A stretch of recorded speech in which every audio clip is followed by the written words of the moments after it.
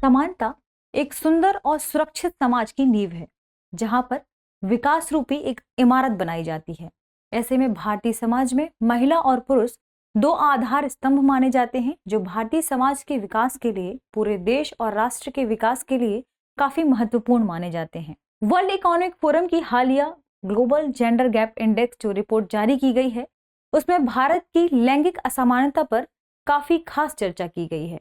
तो आज का जो हमारा विषय होगा वह लैंगिक असमानता पर आधारित होगा। दृष्टि आईएएस के इन फोकस प्रोग्राम में आपका स्वागत है। मैं हूं गीतांजलि और आज का हमारा जो विषय है वह जेंडर गैप इंडेक्स में भारत की स्थिति पर चर्चा करने से संबंधित होगा। यानी वर्ल्ड इकोनॉमिक फोरम ने अभी हाल ही में अपनी जो जेंडर गैप इंडेक्स 2022 जारी की है, उसमें भारत की क्या स्थिति है, उसके विभिन्न पैमानों और आयामों के आधार पर भारत कहाँ ठहरता है, आज का हमारा चर्चा का यह बिंदु होगा। तो आइए सबसे पहले देखते हैं कि हमारी चर्चा के बिंदुओं में हमने क्या क्या शामिल किए हैं, कौन कौन से बिंदु आज हम चर्चा करेंगे। पहला होगा कि यह खबर क्या है, दूसरा यह चर्चा में क्यों है, इसके बाद क्या है लैंगिक असमानता, यानी लैंगिक असमानता क्या है, इसे कैसे कम किया जा सकता है। वर्ल्ड इकोनॉमिक फोरम की ग्लोबल जेंडर गैप रिपोर्ट 2022 के बारे में जानेंगे, इससे जुड़े क्या आयाम हैं इन पर चर्चा करेंगे एवं इन आयामों के आधार पर भारत की इस रिपोर्ट में क्या स्थिति है, इस पर भी हम चर्चा करेंगे। फिर देखेंगे क्या होगी आगे की राह और इसके बाद इस पूरे टॉपिक से जुड़ा एक प्रश्न होगा जो प्रीलिम्स के लेवल पर होगा। तो आइए आज के सेशन की शुरुआत करते हैं। पहले खबर के बारे में जानते हैं। यह खबर थी बिजनेस लाइन में, जिसमें था why is gender gap widening in India, यानी जो जेंडर गैप है, लैंगिक असमानता है, वह भारत में इतनी क्यों बढ़ रही है। क्योंकि अभी हाल ही में विश्व आर्थिक मंच ने अपनी लैंगिक असमानता पर एक रिपोर्ट प्रस्तुत की है। इस रिपोर्ट में विभिन्न देशों को स्कोर दिया गया है विभिन्न आयामों के आधार पर, जिसमें भारत को भी स्कोर दिया गया है। 146 देशों की इस पूरी रिपोर्ट में भारत की रैंकिंग 135वीं बताई गई है। तो आखिर उन स्थितियों के बारे में चर्चा करेंगे, ग्लोबल जेंडर गैप इंडेक्स के बारे में जानेंगे कि आखिर यह इंडेक्स क्या है। आइए सबसे पहले देखते हैं कि यह चर्चा में क्यों है। तो अभी हाल ही में विश्व आर्थिक मंच ने अपनी global gender gap index report जारी की है। इस रिपोर्ट में, जो कि हमने अभी चर्चा भी की, कि 146 देशों में भारत की 135वीं रैंकिंग है और इस 35वीं रैंकिंग में यदि चर्चा की जाए तो अफगानिस्तान की रैंकिंग 146वीं है और भारत अफगानिस्तान से मात्र 11 पायदान ही ऊपर है। इसका मतलब है कि आप समझ पा रहे हैं कि जहां पर महिलाओं की स्थिति इतनी भयावह है कि वहां पर उन्हें शिक्षा का भी अधिकार नहीं है, उन्हें पढ़ने लिखने का भी अधिकार नहीं है, उस देश से भी भारत की स्थिति मात्र 11 पायदान ऊपर है। ऐसे में भारत की जो स्थिति है वह काफी निराशाजनक है और ऐसी भी चर्चा की गई है इस रिपोर्ट में कि भारत ने इन मामलों में कोई खास प्रगति पिछले वर्षों में नहीं की है। तो भी हमने जाना कि भारत की इसमें 135वीं स्थिति है, जिसमें 146 देश शामिल हैं। अफगानिस्तान से भारत के स्कोर की बात करें तो केवल 11 रैंक ही भारत इसमें ऊपर है, क्योंकि अफगानिस्तान की रैंकिंग इसमें 146वीं है। यदि देखें कि इस पूरे स्कोर में किन देशों ने सबसे बेहतर प्रदर्शन किया है, किन देशों ने उच्चतम 5 स्थान या शीर्ष 5 स्थान हासिल किए हैं, तो इसमें आइसलैंड, फिनलैंड, नॉर्वे और न्यूजीलैंड, स्वीडन शामिल हैं, जिन्होंने टॉप 5 में अपना स्थान बनाया है। इसके अलावा सूची के अंतिम पायदान वाले देशों की बात करें तो इसमें पाकिस्तान 145वें और अफगानिस्तान 146वें स्थान पर है। तो यह थी हमारी रिपोर्ट जिस पर हमने चर्चा की कि आखिर क्यों यह चर्चा में था, जिस वजह से हमने ये रिपोर्ट आपके सामने प्रस्तुत की है या यह टॉपिक चर्चा का कारण बना है। इसके बाद हम देखेंगे कि आखिर लैंगिक असमानता क्या है, लैंगिक समानता क्यों जरूरी है। सबसे पहले चर्चा कर लेते हैं लैंगिक असमानता के बारे में और लैंगिक समानता की समाज में स्थिति और उपयोगिता के बारे में। तो लैंगिक समानता से तात्पर्य क्या है? दरअसल लैंगिक समानता का तात्पर्य यह बिल्कुल भी नहीं है कि समाज में हर व्यक्ति एक ही लिंग का हो, यह जो समाज है वह एक ही लिंग का प्रतिनिधित्व करे या प्रत्येक व्यक्ति एक लिंग का हो। लैंगिक समानता से तात्पर्य एक ऐसी स्थिति से है जहां चाहे पुरुष हो या महिलाएं हैं, उनका जो स्तर है, उनका जो लेवल है समाज में, वो पुरुष के समान ही समान अधिकार वाला हो। यानी यदि पुरुष को जो अधिकार प्राप्त हैं, महिलाओं को भी वही अधिकार प्राप्त हों, वही दायित्व उन्हें भी दिए जाएं। इसके अलावा उन्हें रोजगार के वही अवसर प्रदान किए जाएं जो अन्य लिंगों के व्यक्तियों को या वहां पर पुरुषों को प्रदान किए गए हैं। यानी लैंगिक समानता से तात्पर्य क्या कहा जा सकता है कि समाज में महिला और पुरुषों को समान उत्तरदायित्व, समान अधिकार और समान रोजगार के अवसर प्रदान करना ही समाज में लैंगिक समानता कहलाता है। यदि बात करें कि लैंगिक असमानता आखिर चर्चा में क्यों रही है, क्यों इतना महत्वपूर्ण है, तो सबसे पहले सितंबर 2015 में यूनाइटेड नेशन जनरल असेंबली में यह चर्चा में आया शब्द लैंगिक असमानता, जिसमें जो हमारे 17 सतत विकास लक्ष्य हैं उसमें एक लक्ष्य 5 लैंगिक समानता के रूप में शामिल किया गया। यानी पूरी दुनिया में लैंगिक समानता को बढ़ावा देने के लिए एक ऐसी स्थिति बने जहां पर महिला और पुरुष समाज में बराबर हों, वे अपने समान कार्य के लिए समान वेतन पा रहे हों, उनकी राजनीतिक स्थिति पूरी दुनिया में उतनी ही हो जितनी एक पुरुष की हो, उतनी ही महिला की हो। इस स्थिति को बेहतर बनाने के लिए, इसे बढ़ावा देने के लिए और एक ऐसे ही समाज के निर्माण करने के लिए 17 सतत विकास लक्ष्यों में एक लक्ष्य शामिल किया गया था लैंगिक समानता। जो लैंगिक समानता जो शब्द है वह लक्ष्य 5 के अंतर्गत इसे शामिल किया गया था। और यह कब किया गया था? तो 2015 में यूनाइटेड नेशन जनरल असेंबली के एक एजेंडे के तहत इसे शामिल किया गया था। यदि बात करें लैंगिक आधार पर समानता के बारे में, तो अभी हमने जाना कि समान अधिकार हो, समान दायित्व हो और सभी रोजगार के अवसर सबके लिए समान हो, यही लैंगिक समानता के अंतर्गत आता है। तो आइए चर्चा करते हैं वर्ल्ड इकोनॉमिक फोरम की एक नई रिपोर्ट के बारे में, वर्ष 2022 में जो आई है। हालांकि इस रिपोर्ट को 2006 से प्रदर्शित किया जा रहा है। 2006 से पूरी दुनिया में यह रिपोर्ट महिलाओं की स्थिति का आकलन कर रही है, महिलाओं की समाज में प्रगति को ट्रैक कर रही है। लेकिन अभी जो वर्ष 2022 में रिपोर्ट आई है, आज हम उस पर चर्चा करेंगे। तो अब ये टॉपिक क्या है? Global gender gap index 2022।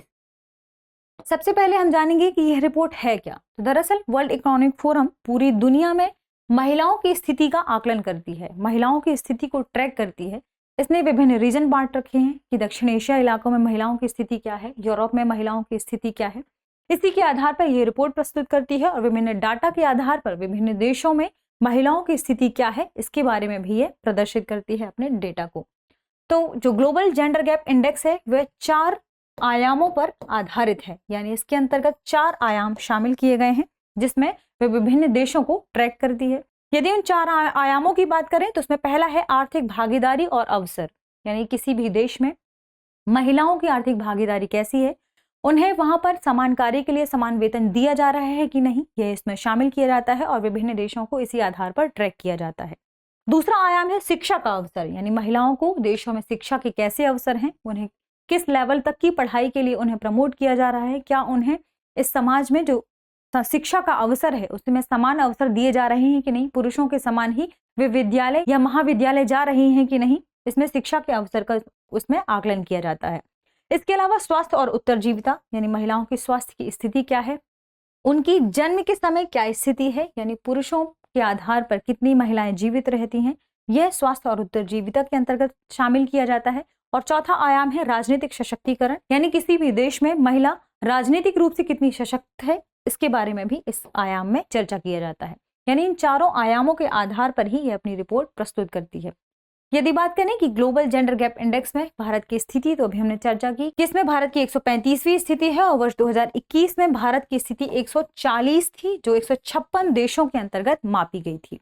यह थी ग्लोबल जेंडर गैप इंडेक्स कि इसमें कौन कौन से आयाम शामिल हैं। इसके अलावा इसमें कुछ अन्य बिंदु भी शामिल है कि इस वर्ष क्या स्थिति थी जो इस इंडेक्स से बाहर निकलकर सामने आई है।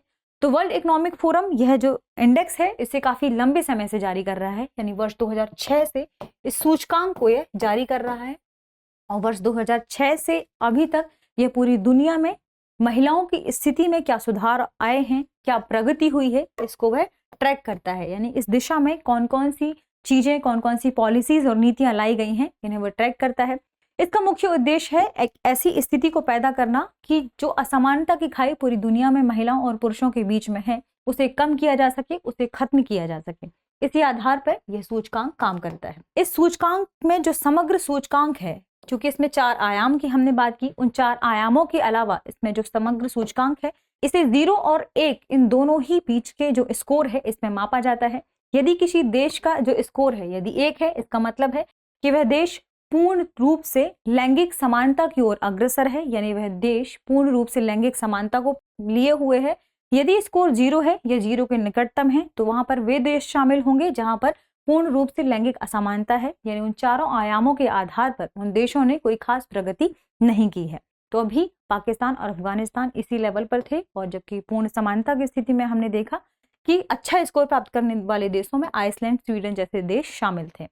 यहाँ पर पूरे सूचकांक में क्रॉस कंट्री के लेवल पर जो अवलोकन किया जाता है, जो तुलना की जाती है, इस अवलोकन का जो मुख्य उद्देश्य बताया गया है वह यह है कि जब आप किसी भी देश से दूसरे देश की तुलना करते हैं कि कहाँ पर कौन सी महिलाओं की स्थिति कैसी है, तो फिर हम वहां से बेहतर पॉलिसीज को लेते हैं कि हम अपने देश में एक बेहतर स्थिति को प्राप्त करने के लिए कौन सी पॉलिसीज को लें और कौन सी पॉलिसी या नीतियां हमारे लिए अधिक प्रभावी हो सकती हैं।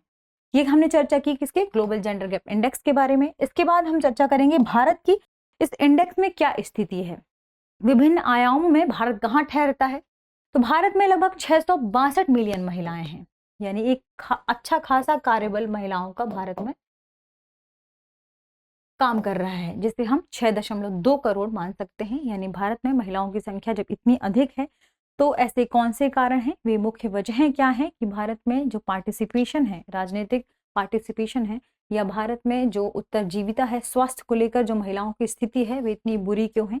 इस रिपोर्ट में चूंकि इस पर चर्चा भी की गई है कि आखिर कौन कौन से वो आयाम हैं जहां पर भारत ने अच्छा प्रदर्शन नहीं किया है, कौन सा आयाम है जहां भारत ने अच्छा प्रदर्शन किया है। तो वर्ष 2022 के स्कोर की बात करें तो वर्ष 2022 में भारत का स्कोर बढ़कर 0.629 हो गया है, जो 2021 में 0.625 था। तो इसमें प्रगति की है भारत ने, यानी कि स्कोर बढ़ गया है। इसके अलावा अब तक भारत का जो वैश्विक लैंगिक स्कोर है, यानी कि वैश्विक लैंगिक अंतराल में जो स्कोर है वह 0.593 से 0.683 के बीच रहा है। यह भी इस रिपोर्ट में ही बताया गया है कि इन्हीं दो आंकड़ों के आधार पर भारत की स्थिति थी। यदि बात करें कि अभी भारत का जो स्कोर है इस वर्ष का क्या है, तो वर्ष 2022 में भारत ने 0.629 स्कोर किया है, जो अभी तक 16 वर्षों में, यानी पिछले 16 वर्षों में यह भारत का 7वां उच्चतम स्कोर माना जा रहा है, जो कि 146 देशों में मापा गया है। इसके अलावा भारत की विभिन्न आयामों में स्थिति देखें तो इसके जो 4 उपसूचकांक हैं, जिन पर अभी हमने आगे चर्चा भी की थी, जिसमें पहला है राजनीतिक सशक्तिकरण। तो हम जानते हैं कि राजनीतिक सशक्तिकरण जो मापन है वह कैसे मापा जाता है।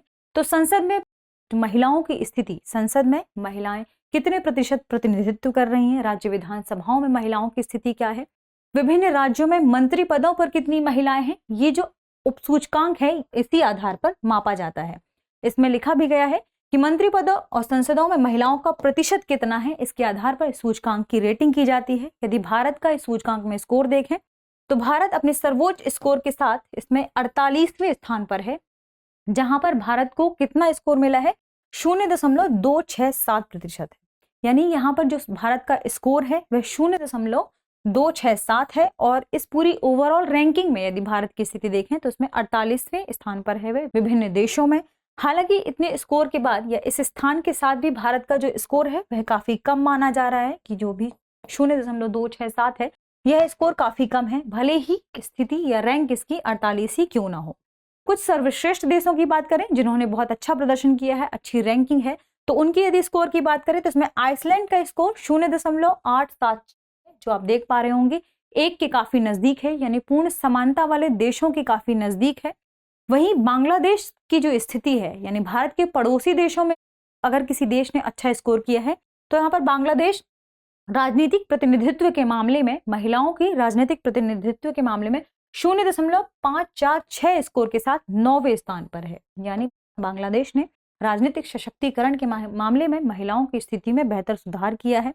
भारत का जो स्कोर है वह पिछले साल से लगभग खराब माना जा रहा है, क्योंकि भारत का जो पिछले साल का स्कोर था 0.276 था, जो इस बार कम होकर 0.267 हो गया है। कमी के बावजूद ऐसा माना जा रहा है कि जो भारत का स्कोर है वह वैश्विक औसत से ऊपर है, यानी जो वैश्विक औसत है राजनीतिक पार्टिसिपेशन में महिलाओं को लेकर, उसमें भारत का स्कोर अच्छा है।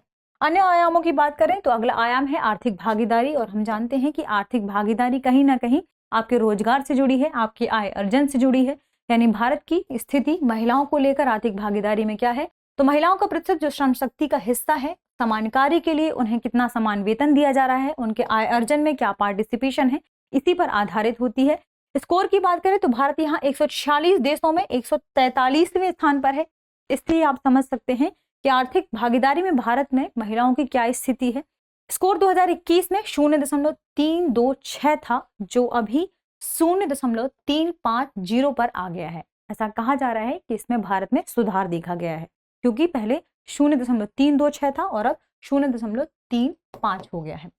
यदि भारत के वैश्विक स्कोर की बात करें तो यह जो वैश्विक औसत है उसमें भारत का स्कोर काफी कम माना जा रहा है। यानी भारत में महिलाओं की आर्थिक भागीदारी, आर्थिक पार्टिसिपेशन की काफी जरूरत है। रोजगार में महिलाओं को आने और आय अर्जन की काफी जरूरत है। यानी यहाँ पर पुरुषों की तुलना में महिलाएं काफी कम रोजगार में आगे आती हैं। यदि इसमें भारत से अन्य देशों की तुलना करें, वे कौन से देश हैं जो भारत से पीछे हैं, तो इसमें ईरान, पाकिस्तान और अफगानिस्तान यही देश हैं जो भारत से पीछे हैं, क्योंकि हम देख पा रहे हैं कि इसमें भारत का स्कोर 143वां है और इसमें 146 देश शामिल हैं। अन्य स्थितियों की बात करें, क्योंकि हमने अभी आर्थिक भागीदारी और राजनीतिक स्थिति ही देखी है। तीसरा है शिक्षा का अवसर। शिक्षा के अवसर जो उपसूचकांक है, इसे हम कैसे मापते हैं, शिक्षा में भारत की स्थिति कैसी है और शिक्षा में किस लेवल पर, प्राथमिक, माध्यमिक और तृतीयक शिक्षा में नामांकन दर कितना है। तो नामांकन दर हमने अभी देखा भी कि कोरोना की स्थिति के बाद काफी विषम स्थितियां आ गई हैं महिलाओं का, जहां रोजगार छिना है, वहीं नामांकन यानी शिक्षा में नामांकन भी भारत में काफी कम हुआ है। अभी हाल के स्कोर की बात करें तो 146 देशों में भारत 107वें स्थान पर है और वहीं यह पिछले वर्ष की तुलना में स्कोर में गिरावट मानी जा रही है। यानी भारत का इस स्कोर में गिरावट हुई है और इसका मुख्यतः जो कारण है हमने देखा भी कोरोना महामारी है। स्वास्थ्य और उत्तरजीविता की बात करें तो स्वास्थ्य और उत्तरजीविता इतना महत्वपूर्ण कारक है महिलाओं की स्थिति को लेकर, जिसमें भारत का इस वर्ष का स्कोर सबसे खराब माना गया है। कहाँ 146 देशों की स्थिति में स्वास्थ्य और उत्तरजीविता को लेकर भारत का स्कोर 146 है। यानी भारत इस अफगानिस्तान से भी पीछे हो गया है इस मामले में। स्वास्थ्य और उत्तरजीविता को कैसे मापा जाता है, जन्म के समय क्या स्थिति है, लिंगानुपात कितना है, तो जन्म के समय लिंगानुपात जो कि प्रतिशत में मापा जाता है इस रिपोर्ट के अनुसार। और दूसरा है स्वस्थ जीवन प्रत्याशा, यानी कोई महिला अपने पूरे जीवन काल में कितना स्वस्थ रूप से जीवन जीती है और कितने वर्षों तक यह जीवन जीती है, इसके अंतर्गत आकलन किया जाता है। यदि भारत की स्थिति इस पूरे उपसूचकांक में करें तो भारत सभी देशों में अंतिम पायदान पर है, यानी 146वें स्थान पर है और स्कोर में भारत के कोई खास सुधार नहीं हुआ है, क्योंकि जब पिछली बार 156 देश इसमें शामिल थे तो भारत को इसमें जो रैंकिंग मिली थी वह 155वीं मिली थी और जो इस बार स्कोर था 0.09 कुछ करके था, वही सेम स्कोर इस बार भी भारत को दिया गया है। तो आइए पिछले दोनों वर्षों की तुलना करते हैं। ये इंडिया का रिपोर्ट कार्ड है जिसमें पिछले वर्ष से तुलना की गई है इन चारों आयामों के आधार पर। तो ग्लोबल जेंडर गैप इंडेक्स में भारत का इस वर्ष की रैंकिंग 135वीं है, जो पिछले वर्ष 140वीं थी। स्कोर की बात करें तो 0.629% है इस बार जो स्कोर है और पिछली बार जो स्कोर था वो 0.625 था। पॉलिटिकल एम्पावरमेंट की बात करें तो इस बार भारत की उसमें रैंकिंग 48वीं है। इन चारों आयामों में से सबसे अच्छा स्कोर इसी का माना जा रहा है, जो पिछली बार 51 था। वहीं आर्थिक भागीदारी की बात करें तो इसमें भारत की स्थिति 143 है, पिछले बार 151 थी। इस वर्ष एजुकेशन के मामले में भारत की स्थिति देखें तो 107वें स्थान पर है, जो पिछली बार 114वें स्थान पर था। और इस बार हेल्थ एंड सर्वाइवल की स्थिति में यदि भारत को देखें तो 146वें स्थान पर है और पिछले बार यह भारत 155वें स्थान पर था। और हमने अभी चर्चा भी की थी इसका स्कोर 0.937 था और इस बार भी इसका स्कोर 0.937 ही है। यह वर्ष 2022 का है और पिछले बार भी यही था 0.937।